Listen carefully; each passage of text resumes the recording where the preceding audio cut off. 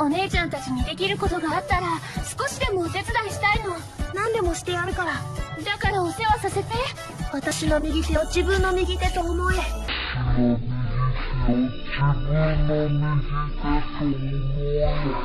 What do you mean by that? Welcome everyone to my humble abode. Grab a drink, make sure it's cold. We're talking about anime, new and old. Ladies and gentlemen, welcome to my anime lounge.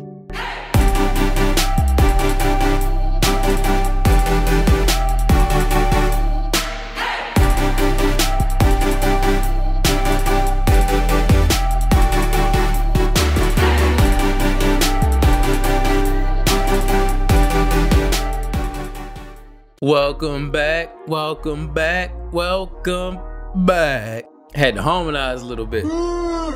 Welcome back to the lounge, everyone. We have a wild one today, folks, because I decided to take a trip down memory lane and inquire about some of the most wildest anime I could remember watching. And by wild, I mean anything that left its mark on my memory through wild, ecchi moments, very gory scenes, or just a wild premise overall. This idea came about when I was looking through my list of shows I've seen, and I was just shocked at some of the shows that were made, and I took my time to watch them all the way through. I feel like some of these folks just be letting their twisted desires out through these anime, and sometimes it makes for some crazy content. And so today I'll be going through 10 of some of the craziest shows I have ever seen. But without further ado, let's get into it. But don't forget to hit that like button, subscribe if you are new to the lounge, hit that share button. Let's spread the word and get some more viewers into the lounge.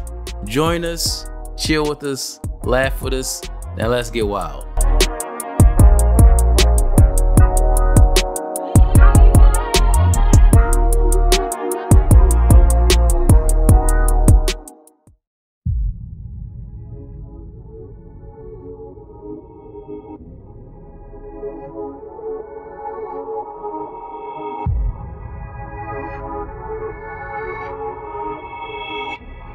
Promised Neverland Season 1 was masterclass anime.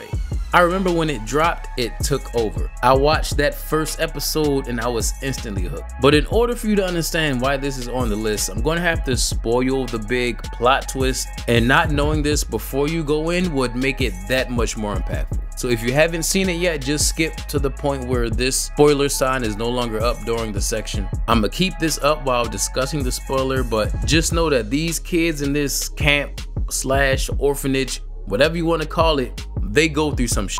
So basically these orphanage are human breeding grounds overseen by MILFs,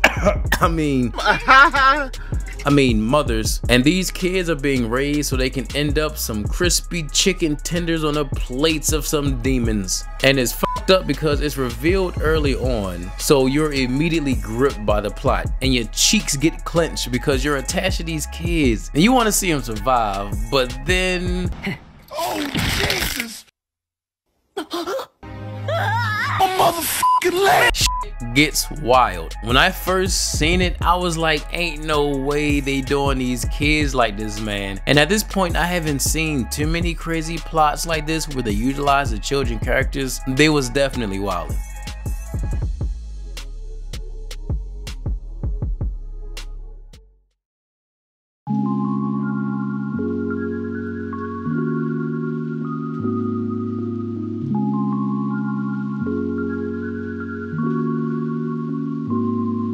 If there were ever any show that played off the whole stepsisters stuck in a washing machine trope, it would be Kiss Sis. It started off so innocent, just a guy waking up to his two stepsisters asleep on his arms, and then 2 minutes into the show, they just decide to say, fuck it, y'all know what this is.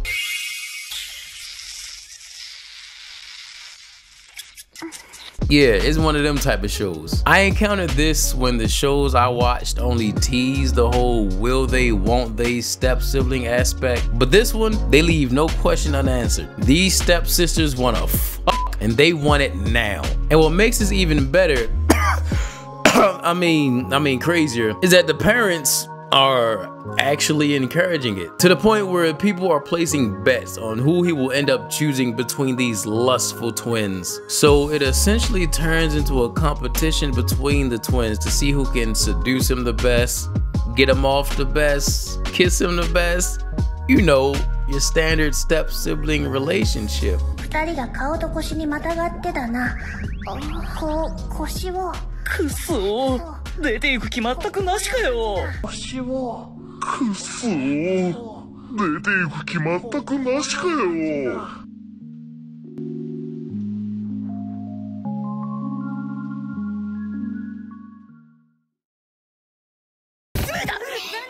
するって。申し訳ありません。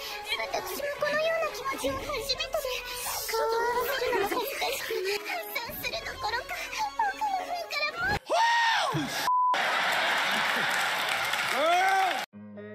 Anna. This is all for Anna. Anna, my God, Anna. She and she alone puts this show on the list. I don't even need to go into the entire plot of the show itself because I only cared about Anna. This girl is freaky, deaky. I'm not talking about flirty. She is a full-blown freak, to the point where you start to fear for the protagonist's life because he was not ready. Every time you see this girl, she outdoes herself. She baked this man some cookies, watched him eat it while rubbing herself on the table, and then proceeds to inform our lucky, unfortunate man that she made his cookies with her, and I quote, love nectar. Anyone care to explain? Now, many of you may be asking, well, what is love nectar? Where do they sell that at? Is that at Whole Foods? No, I'm afraid it is not. For you see, the love nectar that she is referring to, that she placed in his cookies, that he took a nice bite out of, is her Oh, and let's not forget the fact that she had this man's legs on spread, tore his zipper off with her teeth, and was about to gobble up that. The only thing that stopped her from doing so was the fact that she got so excited she ended up climaxing and she watered his face. Okay. Yeah, she was wildin'.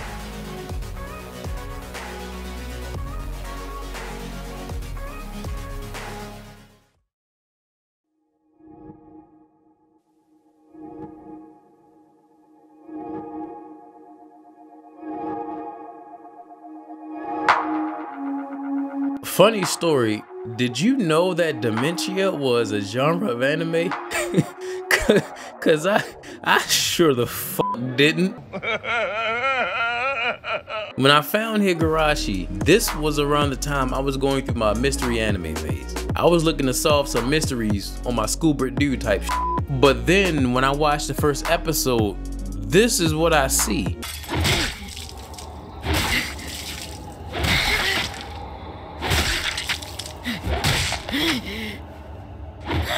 I made a mistake.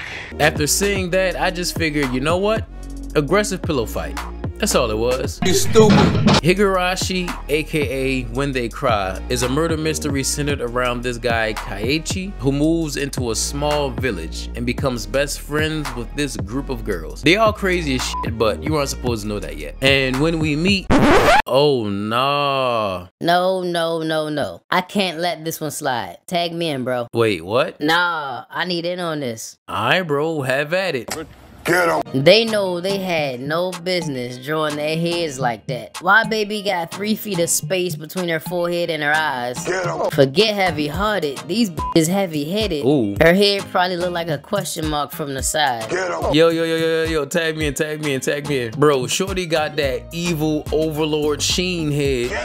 She got that mega mind head. Tag me in. They said shorty got that Beavis and Butthead going on. Their foreheads can tenderize frozen turkey wings. That's where they keep all the secrets of the village. Their foreheads got Dragon Ball super power scaling. Yo, chill. We can't let all this attention go to their heads.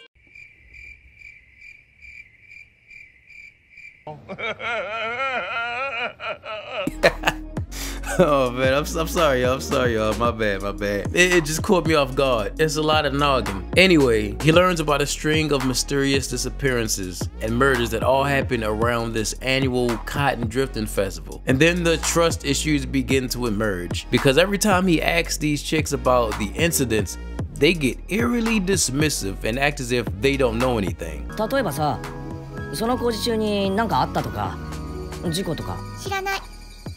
暴力沙汰とかにはならなかったのか？傷害事件とか殺人。なかった。You don't find that suspicious? You don't find that suspicious? Needless to say, they know more than they put off, and when shit starts to get wild, it gets fucking crazy. And you forget that these are just kids, but then you start dealing with dismembered bodies, bitches out here acting possessed. He starts to learn the truth and starts getting paranoid and crazy. They were really wilding. This show was my introduction to the fucked up psychological type of plot.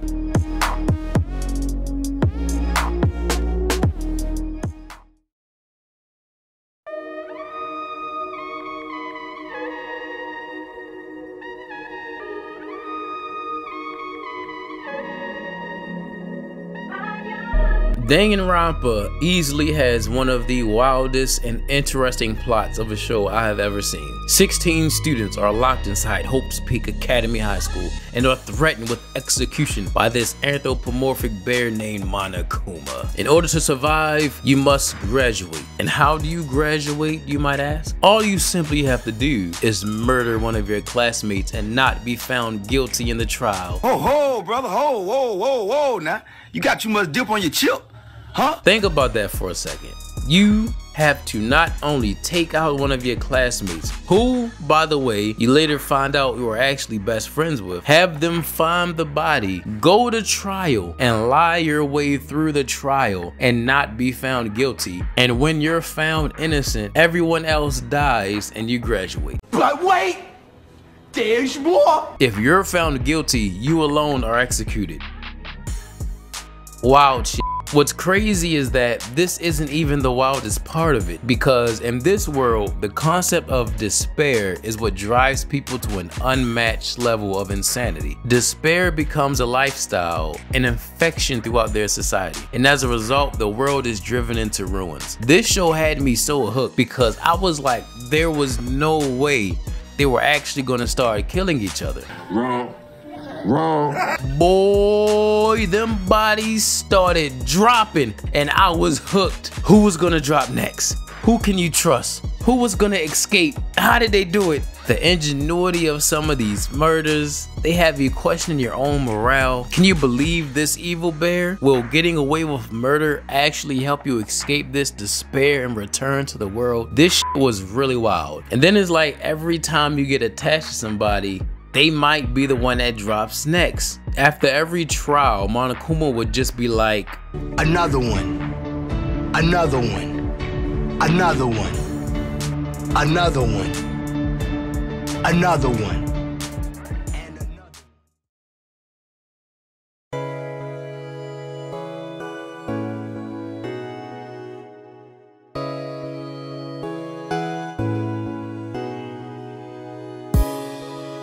So, No Quasar is about this silver-haired boy named Alexander, who is a quasar.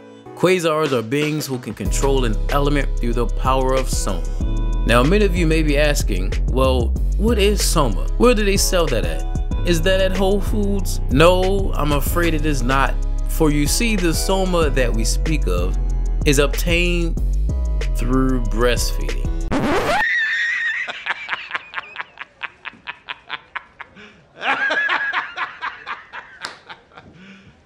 You serious? Let me suck your titties, baby.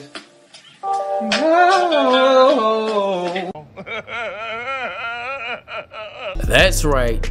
In order for this man to use his powers, he must suck on a titty. I don't even think I need to explain anything else. At the time I ran into this show, the edginess of the shows I've seen peaked at maybe seeing a titty or teasing seeing one. But full on sucking on one? Unheard of. Not only that, but the action gets a bit extreme too. So on top of the titty sucking, you also have a level of violence that matched the etchiness. They had a whole religion whose sole purpose was to produce soma for these quasars. Shit was wild.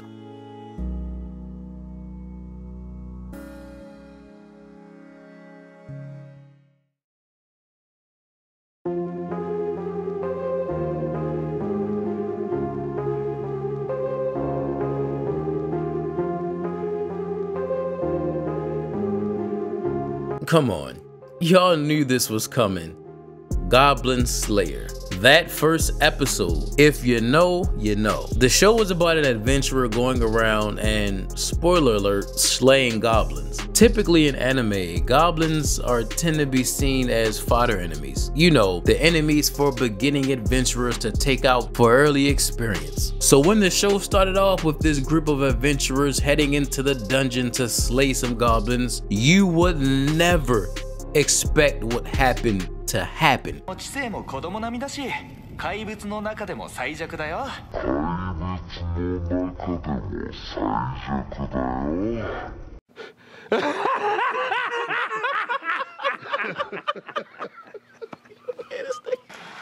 You gonna learn today.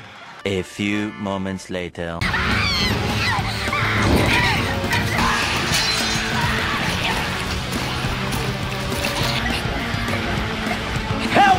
Me! These goblins didn't follow the script at all. They said, "F that. This is a new breed of goblins. We built different." These goblins were a fucking nightmare. And the things that happened in that dungeon, it broke the internet. Bro, when that first episode of Goblin Slayer dropped, Chaos! Chaos! Chaos! Chaos! Chaos! there was so much controversy. These goblins were a menace throughout the entire show. But yeah, that first episode had me shook. That shit was wild.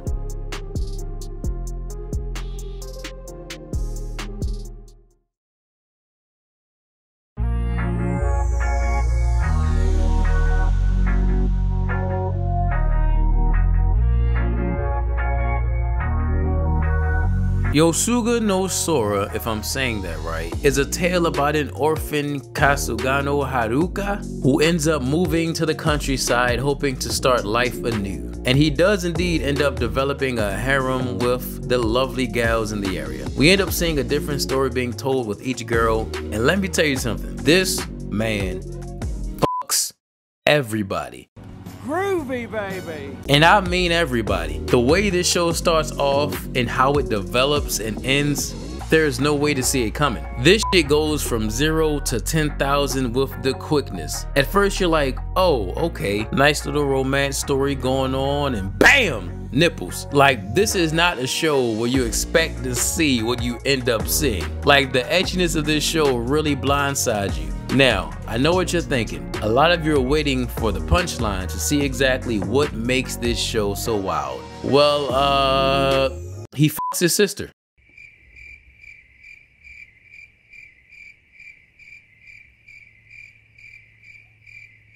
Man, quit playing with me, man. Yep, he fucks his twin sister. No, for real, don't play like that. Spoiler alert.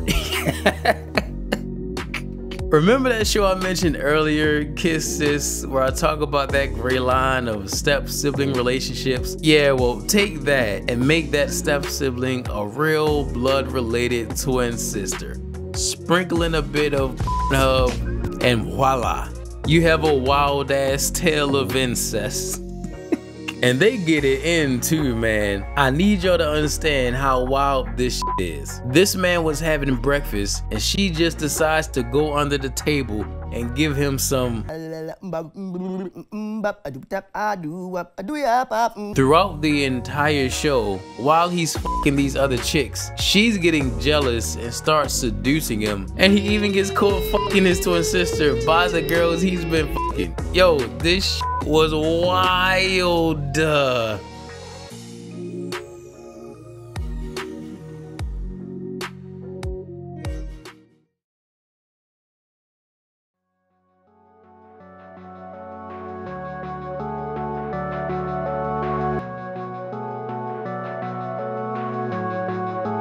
Oh man, people really wanted this show gone. The shit was hilarious. Anytime you can find episodes of an anime on a website meant for adult videos, you know you have a wild show. Interspecies Reviewers is a fantasy sex comedy in which three brave, legendary, if you will, adventurers set out on a journey to do one thing and one thing only, and that is to have sex with every different type of species of girl that exists out there. They are doing the Lord's work, my friends. You want to know what makes this even more wild? They promise to help an angel, only if they can get access to heaven and see if there are brothels in heaven. They trying to fuck God. This show had it all. A wild premise, the etchiness was next level. This shit was one camera angle away from being straight up hentai. They were fucking elves, zombies, golems. The golems were hilarious because they had a whole build-a-build workshop where they would take pieces and build their own girl to Can we it? Yes, we can. They were fucking mushroom women. They were getting freaky with salamander women. What the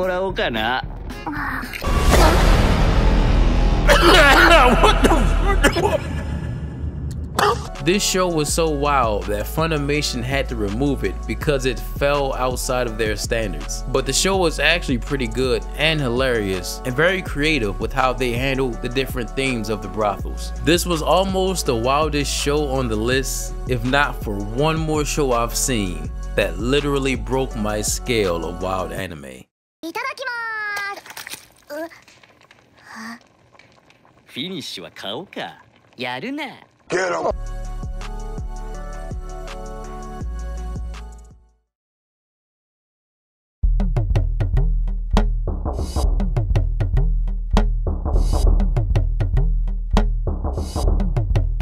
You ever see a show so wild that you have to give a warning before even talking about it? And so, I watched Redo of Healer. And everyone who has seen this show is nodding in agreement that this show right here is indeed some of the wildest shit you will see in an anime. All the other shows on this list compared to this show, it's nothing, it's nothing, it's nothing, it's nothing. This shit right here, nigga, this shit right here, nigga, right here, this shit, nigga. Take all the wildest aspects of the shows previously mentioned. This show has all of that plus some. This man, I believe it's pronounced Kiaru, has to be the most driven, determined, and most petty anime protagonist I have ever seen. He was a healing magician blessed with the hero insignia, which we find out is a pretty big deal because next thing you know, everybody in the kingdom wants to fuck him because the bodily fluids from a hero can help you raise the limits of your abilities. It got to the point where he ended up getting drugged and abused because everyone was after his fluids. Y'all know what I'm talking about. And I mean everyone. Maids, other heroes, shit was crazy. He went through the worst kind of abuse for 4 years, and it was then he determined that he was gonna get his revenge by going back in time and redoing the world. But in order to do this, he has to, once again, endure the exact same years of abuse and torture in order to get his hands on the ones responsible. Imagine that in order to get your revenge, you had to go through years of getting drugged and basically getting your cheeks clapped non-consensually. I beg your pardon? I beg your pardon? And they didn't even have to do that because they only needed his fluids. So everything they did for their own enjoyment. But then this dude starts to get his revenge and you end up rooting for him at first. But then even this man starts to cross some lines like, damn, bruh. He tortured her, healed her, fucked her, erased her memory, changed her identity, and now she thinks she is his fuck toy. Yes, this shit gets insane, and that's just the beginning. It gets way wilder the further along the show goes. Some of the things he does, I can't even talk about. All I can do is just give a warning that if you decide to watch this show, just be ready to see some wild shit. The level of etchiness was crazy. It had the violence, it had the crazy premise, and I'm not even sure I've seen a show wilder than this one yet. これが復讐を達成するという感触か。